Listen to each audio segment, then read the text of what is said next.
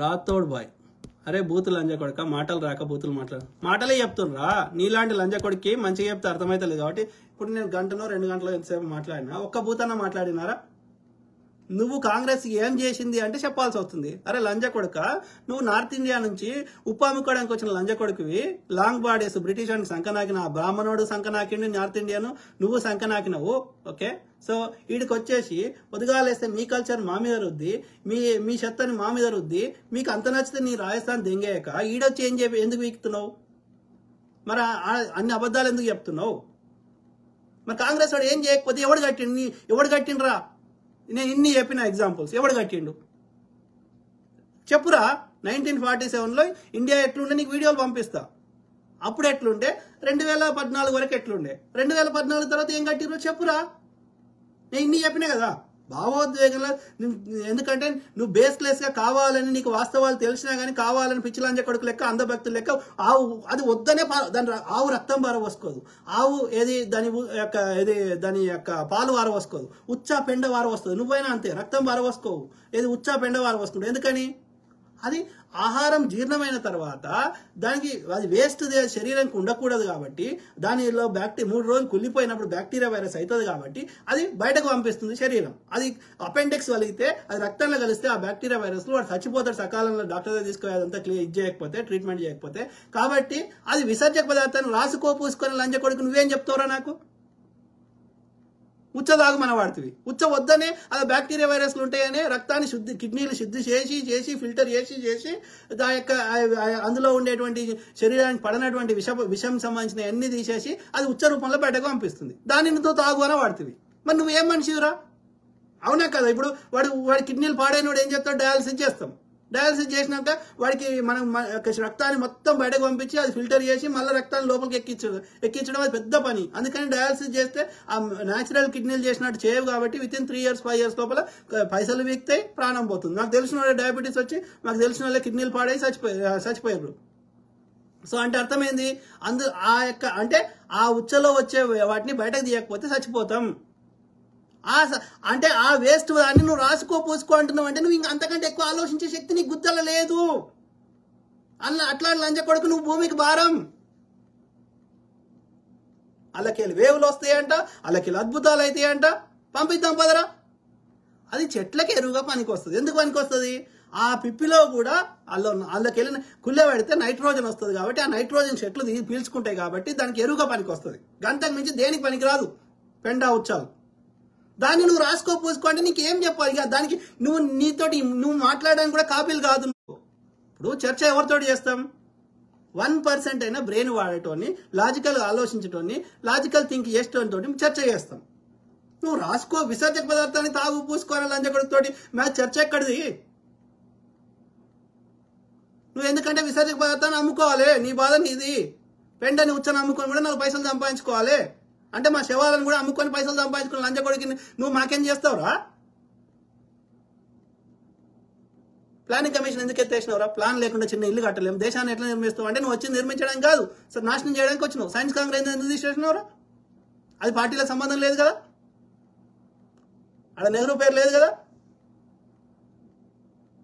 అంటే నీ అర్థమైంది నువ్వు దెంగ పెట్టడానికి వచ్చినావు దేశాన్ని దెంగ పెడుతున్నావు అరే దెంగ పెడుతున్నావు లంచ కొడుకు చెప్తుంటే నీకు నొప్పి అవుతుంది దీన్ని మతం చుట్టూ చెప్తున్నావు హిందువులను చంపుతున్నావు ముస్లిం సుంతి చేయించుకొని గాంధీని చంపేసి వీధులలో స్వీట్లు పంచుకొని నేను చంపలేదు ముస్లిం వాడు చంపినని చెప్పినావు లక్కీగా ఏంటంటే నెహ్రూ గారు ప్రైమ్ మినిస్టర్ ఉన్నప్పుడు ఇన్వెస్టిగేషన్ చేసి మిమ్మల్ని దోషులు శిక్షించి ఉరి శిక్షలు వేసారు బ్రిటిష్ వాడు కూడా ఒకసారి RSSని బ్యాన్ చేసిండు 4 సార్లు బ్యాన్ చేసారు సో మీరు దేశానికి చెడగొట్టినరు మీ అన్నదమ్ములను నాశనం చేయడమే మేమిది దీనికి మతం రంగు అంటున్నారు ప్రజలు ఎడ్డోళ్ళు ఉన్నారు చదువుకోలేదు కాబట్టి వాళ్ళని అబ్యూజ్ చేస్తున్నావు ప్రజలు ఎల్లకాలం ఇట్లా అడగదు అందుకే చదువుకోర్రా అంటున్నా మీ బీజేపీ అధ్యక్షుడు ఇప్పుడు కేరళ ఎందుకు వస్తలేరా అంటే ఆడ చదువుకున్న వాళ్ళు ఎక్కువ ఉన్నారంటే అందుకని వస్తలేరంట అంటే చదువుకున్న వాళ్ళు ఎక్కడ ఉంటే అక్కడ వీళ్ళది నడవది అమెరికాలో చదువుకున్న వాళ్ళు చైతన్యం గల వాళ్ళు ఎక్కువ ఉన్నారు ఆస్ట్రేలియా ఉన్నారు కాబట్టి ఈ అంధభక్తులని లోపల వారేస్తున్నారు సో ఎక్కడ నడుస్తుంది చదువుకోని దగ్గర పేదరికం ఉంది పేదరికం ఉన్న దగ్గర వీళ్ళు అబ్యూజ్ చేస్తున్నారు కాబట్టి దీనికి ఏకైక పరిష్కారం ఏంది చదువు ఒక్కటే పరిష్కారం చదువుకుంటే వీళ్ళ ట్రాప్లో పడరు ఈ చాగంటిగాడు లవడగాడు లస్కగాడు చెప్పింది వినరు వాడు మోడీ గారు ఏం చెప్తాడు, మనిషి తలకాయకి ఆ వినాయకుడు ఏనుగు పెడతారంటే ఎట్లా సాధ్యం రా? ప్రపంచంలో ఎక్కడైనా ఏ జీవి తీసుకొచ్చి ఏ జీవి తలకాయ మార్చి పెట్టరా? ఎట్లా కలుస్తుంది చూద్దాం. రక్తం ఒకరి జీవి రక్తం ఇంకో జీవికి ఎక్కిస్తేనే ఎక్కది. అది సేమ్ ఉండాలి, ఇది ఉండాలి, అది ఉండాలి, 100 ఉన్నాయి. ఇలా పంది కాలేయం తీసేసి లివర్ తీసేసి పెడదామంటే కలుస్తలేదు, గుండె తీసి పెడదామంటే కలుస్తలేదు. అట్లాంటిది మొత్తం నర్వస్ సిస్టమ్ మొత్తం అన్ని నర్వ్స్ అన్ని ఎట్లా కనెక్ట్ చేస్తారా? కాదు, ఒక మైండ్ తలకాయ కట్ చేస్తే స్పైనల్ కార్డు మిగతా ఆర్టరీస్ అవన్నీ అసలు అంతసేపు బ్రెయిన్ ఎట్లా బతుకుంటుంది? నువ్వు కట్ చేసినాక రక్తం లేకపోతే, రక్త సరఫరా లేకపోతే, చిన్న ఆర్టరీ కట్ చేస్తేనే ఎక్కువ రక్తం పోతేనే వాడు చచ్చిపోతారు. అట్లాంటిది నువ్వు మొత్తం కట్ చేసినాక అది ఎట్లా బతుకుతుంది? మళ్ళీ ఎట్లా కలుపుతావు? అట్లాంటిది మనిషికి ఏనుగు తలకాయ కలిపిరంటే నేను నమ్మాలన్నారా? అది ఒక ప్రధానమంత్రి దేశ ప్రధాని చెప్తాడారా? చెత్త లంచ కొడుకులు మీరంట, దేశభక్తులంట. మీరు దేశాన్ని దెంక తింటారు, దోసుకొని తింటారు. బ్రిటిష్ వానికి సంఖ నాకిర్రు, బ్రిటిష్ దగ్గర పెన్షన్ తీసుకున్నారు. ఒక్క బీజేపీ ఆర్ఎస్ఎస్ లంచ కొడుకు యొక్క స్వతంత్ర ఉద్యమంలో పాల్గొనలేదు, బ్రిటిష్ కింద సేవలు చేసిర్రు. మీరు దేశద్రోహులు, సిగ్గుండాలే. తిట్టుకో, 100 తిట్టుకో, బరాబర్ తిడతాను ఇలాంటి లంచ కొడుకుని. రాతోడు బాయ్ అంట 10 కోట్ల ఉచిత గ్యాసులు ఎవరికి ఇచ్చిండ్రా? స్టార్టింగ్ లో సిలిండర్ ఆ నార్త్ ఇండియాలో ఇచ్చుకున్నాడు. తర్వాత వానికి ఇచ్చిండ్రా? మీకు ఎవరికన్నా ఉచితంగా సిలిండర్ వచ్చిందా చెప్పండి మిత్రులారా. మీ గుండె మీద చేసుకొని చెప్పండి. ఇవాళ సన్న బియ్యం అని ఇస్తున్నాం. ఒక్క బీజేపీ పాలిత రాష్ట్రం సన్న బియ్యం ఇస్తున్నారో చెప్పండి. అన్ని అబద్ధాలు.